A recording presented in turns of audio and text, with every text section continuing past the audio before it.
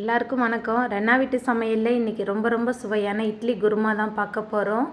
இட்லி மேலே தாராளமாக இந்த இட்லி குருமா ஊற்றி சாப்பிட்றதுக்கு ரொம்ப சூப்பராக இருக்கும். வெங்காயம் தக்காளியை பேஸ் பண்ணி ஒரு குருமா செய்யணுன்னா கண்டிப்பாக இந்த இட்லி குருமா ட்ரை பண்ணி பாருங்கள்.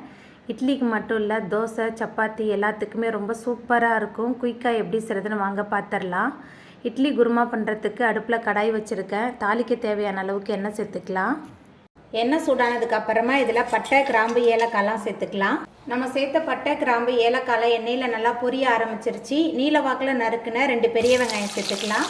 இது கூடவே நீல வாக்கில் நறுக்கி வச்சுருக்கிற பழுத்த தக்காளி 2, வெங்காயம் தக்காளி 2த்தையும் சேர்த்துட்டு நல்லா கலந்து விட்டு வதக்கி விட்டுடலாம். நம்ம சேர்த்த வெங்காயம் தக்காளி நல்லா வதங்கணும். அப்போ தான் குருமா ரொம்ப சுவையாக இருக்கும். நல்லா வதக்கிடலாம்.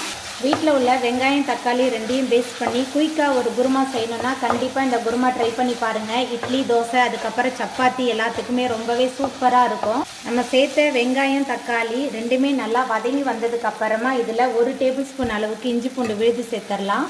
இஞ்சி பூண்டோட பச்சை வாசனை போகிற அளவுக்கு நல்லா கலந்துட்டு வதக்கிடலாம். நம்ம சேர்த்த வெங்காயம் தக்காளி நல்லா வதங்கி இஞ்சி பூண்டோட பச்சை வாசனை போயிடுச்சு.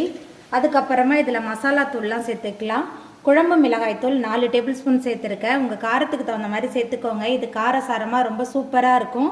கூடவே garam masala 2 table spoon, 1/2 teaspoon மஞ்சத்தூள் சேர்த்துக்கலாம். மசாலா தூள்லாம் சேர்த்துட்டு நல்லா கலந்துட்டு வதக்கி விட்டுறலாம். மசாலா தூள், வெங்காயம் தக்காளி எல்லாமே சேர்ந்து நல்லா கலந்து வதங்கிருச்சு. அதுக்கப்புறமா இதில் கொஞ்சமாக புதினா சேர்த்துக்கலாம். புதினா சேர்த்துட்டு நல்லா கலந்து விட்டுறலாம். புதினா மசாலா எல்லாமே சேர்ந்து நல்லா கலந்து வதங்கிருச்சு. அடுப்பு ஆஃப் பண்ணிவிட்டு இந்த கலவையை கொஞ்சம் நேரத்துக்கு ஆற வச்சிடலாம். ஆறுனதுக்கு அப்புறமா மிக்சியில் மாற்றிட்டு கூடவே கொஞ்சமாக தண்ணி சேர்த்து நல்லா விழுத அரைச்சி எடுத்துகிட்டு வந்துடலாம். மிக்சியில் மாற்றிட்டு நல்லா நைஸாக அரைச்சி எடுத்துகிட்டு வந்தாச்சு. இப்போ குருமா நம்ம தாளிச்சிடலாம். குருமா தாளிக்கிறதுக்கு அடுப்பில் கடாய் வச்சுருக்கேன். இதில் 1/2 டேபிள் ஸ்பூன் எண்ணெய் சேர்த்துக்கலாம். எண்ணெய் சுடாய் வரட்டும். எண்ணெய் சுடாயிட்டு இதில் கொஞ்சமாக கடுகு சேர்த்துக்கலாம்.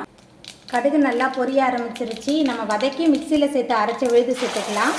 வதக்கி மிக்சியில் சேர்த்து அரைச்ச விழுது சேர்த்தாச்சு. நம்ம வதக்கியிருக்கனால இதை மறுபடியும் போட்டு ரொம்ப நேரத்துக்கு வதக்க வேணாம். அரைச்ச விழுது சேர்த்துட்டு நல்லா கலந்து விட்டுடலாம். அரைச்ச விழுது சேர்த்துட்டு நல்லா கலந்ததுக்கு அப்புறமா குருமா நமக்கு எவ்வளோ வேணுமோ அதுக்கு தகுந்த மாதிரி தண்ணி சேர்த்துக்கலாம். நான் மிக்சியை கழுவி அந்த தண்ணி தான் சேர்த்துருக்கேன். கூடவே குருமாவுக்கு தேவையான அளவுக்கு கல்லுப்பு சேர்த்துக்கலாம். கல்லுப்பு சேர்த்துட்டு நல்லா கலந்து விட்டுடலாம். கல்லுப்பு சேர்த்துட்டு நல்லா கலந்தாச்சு. எல்லாமே சேர்ந்து ஒரு கொதி வரட்டும். குருமா கொதிச்சு வர நேரத்தில் ஒரு தேங்காய் பேஸ்ட் ரெடி பண்ணணும். மிக்ஸி ஜாரில் 2 டேபிள் ஸ்பூன் பொட்டுக்கல்ல, கூடவே 1 டேபிள் ஸ்பூன் அளவுக்கு சோம்பு சேர்த்துக்கலாம்.